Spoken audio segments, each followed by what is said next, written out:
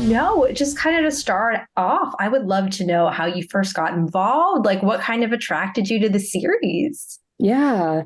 So I actually got the scripts or the pilot script originally when I was shooting Handmaid's Tale. So I was on that. And so I was for a moment I was like, oh, I don't know if the timing is gonna work out, but I really fell in love with the script and I ended up like jumping from one show to the next pretty quickly. I loved that it was the story is this like multi-generational, multicultural story, which relates very much to my background. I have a very international upbringing, and my family's from a lot of different parts. And I don't know, I guess like I grew up, reading Isabel Allende, like House of Spirits, and was always just fascinated by big family sagas and the idea that what one generation does can linger and affect the following generations, even if you don't know about it. Well, I know that obviously this is based off a book by the same name. I'm very curious if you kind of incorporated kind of your knowledge of the book, when you're directing it all. Were you guys trying to preserve the essence of the original characters, or did you kind of want this to differentiate itself? Yeah. So when I found out about the project, I had not read the book yet. And I then purposely decided I'm not going to read the book before I go do this job because I didn't want it to influence how I was seeing things. Like I wanted to be someone, like a lot of people maybe haven't read the book and are going to watch the show and don't know all of Lynn's background or one character's backstory, right? And so it's like I just wanted to be able to look at the script and see what's on the page rather than wondering whether like, wait, but was that in the book or in the TV version, because it's an adaptation too. So it was easier for me to separate those things. But I'm a huge fan of the story in general, and was yeah, I'm excited to read the book now that I've like left the production. Go back into that.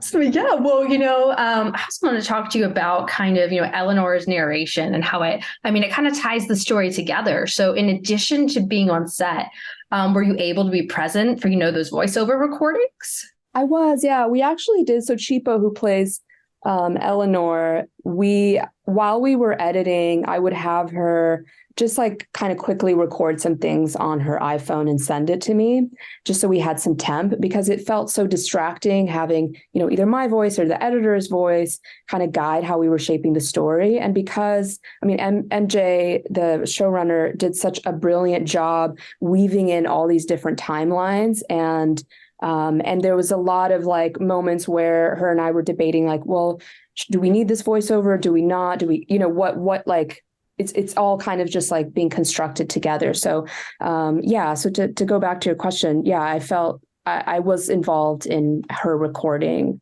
at least for my episodes. Well, I was really curious if Chipo and Mia actually got a chance to meet, because they obviously don't share scenes together, but they are playing the same character. Yeah, I'm sure they did. Actually, I don't know. I wasn't present for that when they did meet, but I thought it was amazing too that the more I spent time with them, I was like, oh, they kind of look similar. Like this is a good casting pair.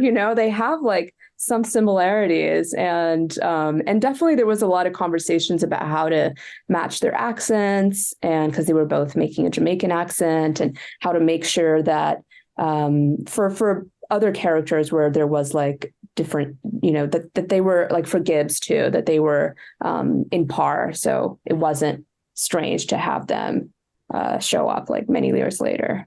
Well, you guys filmed so much of this, of the pilot in the ocean. I'm so curious, kind of to hear the behind the scenes tidbits on that. Were you guys actually in the ocean for all of that? What was kind of filming like in that environment? Yeah, very challenging, I'll say, like, because some of the stuff you would normally, if you have the budget, to go to a tank and a controlled environment, but we were actually in Jamaica in the water. And some of the cast members had very limited experience in the ocean swimming, so their comfort level wasn't great with all that. And so we had a lot of support. We had, water safety people, we had underwater cameras, and We had like people on jet skis helping out, like it felt very supported because obviously safety first, but it was still challenging because, the water's doing its own thing. And sometimes there's a wave and you're all just like bouncing along with the movement of the water. And especially for the hurricane scene, I'll say like we were shooting that at night. So it was already, shooting overnight. People are tired. And then we're in the water. It's a bit cold. And I didn't realize this at the time, but the water, the machines to make it rain, they were like spitting out salt water. So it was just like the actors were like trying to see while they're like getting pounded with our rain machines in the water.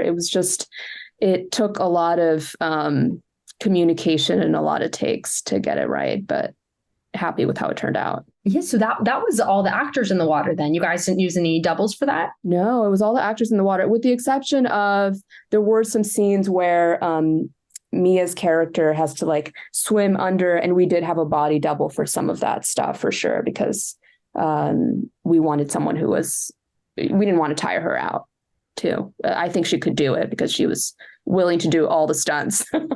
She was very excited to do all the stunts, but we had a body double for some of it. Give her a rest.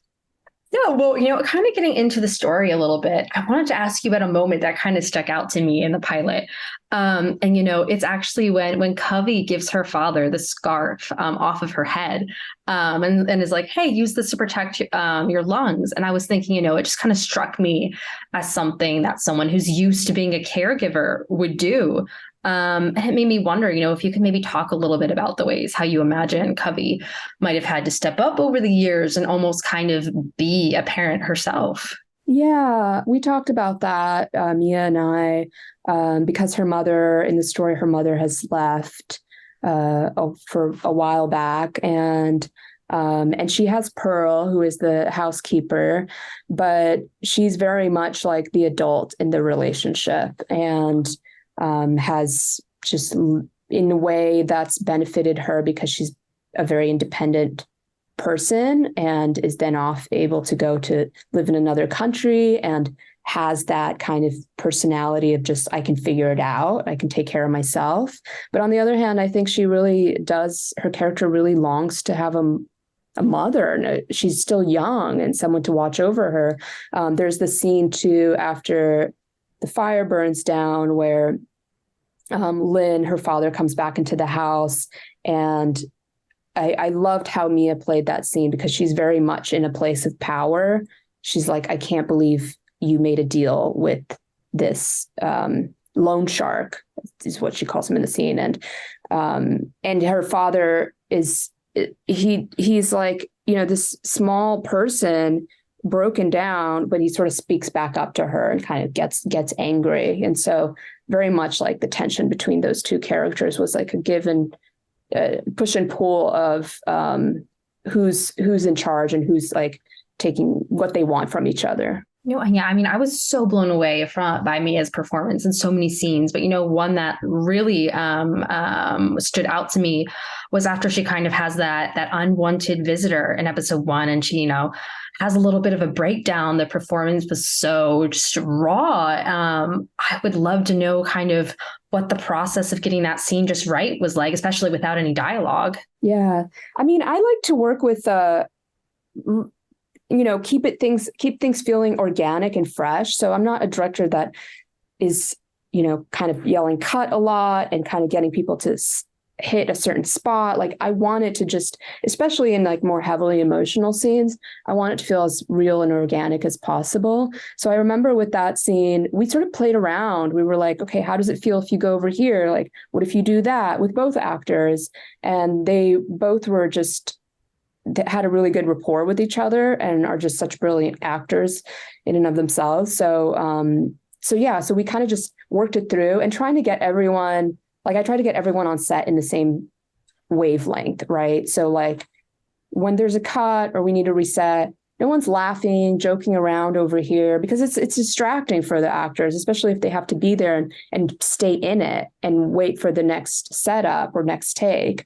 So that's very much like the ambience that I want to build to support them in those moments. And yeah, with Mia, when she goes, he leaves, she goes into the bedroom, closes the door and screams. And I remember it was a moment where there was like a little bit of hesitation to just like completely let go and scream. And because Mia's also, she's 18. I mean, she has this incredible depth of emotion that she's able to pull from, but she's young. And so I remember MJ and I were in the room with her, and we're like, MJ and I both like screamed to kind of make Mia feel comfortable too, to just like let it out. And it was sort of just like this good collaborative moment of like, this is what we're going for. Just go for it. Because it's, how often do you get to just scream out loud in life in general, on your own? So it's like, it's very liberating for us all to do that along with her, and to try to get the scenes to those emotional places. And well, so Cubby has, a lot of obviously pre-established relationships coming into the show, and she also forms some new bonds throughout, the first few episodes. As the director, I'm wondering if there were any relationships that you found, particularly compelling to flesh out with the actors. Yeah, I mean, there's a lot of different, you're right, she has a lot of different relationships with people in the show. I loved her relationship with Lachey, who plays Bunny. Lachey is just such an incredible actor too. And I love the scenes, like some of the early scenes where they're in the pool together. I think this is like now episode 2 or 3, and they're sort of goofing around. And, there was just like a really natural, fun vibe between them that I could really see like, oh, these two girls have like a lot of history and a lot of support for each other. I also really was interested in the relationship between this Beatrice is the character in the this is now episode 3. You watched all episodes? Yes. Okay. Yeah, no, we're jumping ahead. Where they work at the textile company, and Beatrice is sort of like running that space with the other girls, and Mia comes in, and they're obviously just being totally mean to her. But then in the end, they have to, and this is a total spoiler, but they kind of reconcile because they both have a traumatic incident that they share. And I loved working with them on that too, to kind of figure out like, what are the nuances that are going to build up to this moment. Yeah. Well, lastly, I just wanted to ask, if there's anything you can kind of tease for fans to look forward to, after these first 3 episodes drop, anything you're looking forward to? Yeah. I mean, I think that it goes on. It's just, it goes on a big run. Like Mia's character has, trying to see what I can say without saying too much, but that's always the hard part. Yeah, like there's a lot of surprises. I'll say that there's a lot of surprises, things that you don't expect. I think especially in the way that the timelines were weaved together, there's things that you learn much later on that make you rethink scenes that you saw in the first 3 episodes. So it's an exciting discovery. All right. Well, I'm so excited for everybody to see the show. Again, I'm already a huge fan. So I'm really looking forward to the premiere. Yeah. Thank you so much. Yeah. Yeah. Thank you. And thank you so much for taking the time to chat with me today. Sounds good. Thank you, Rachel.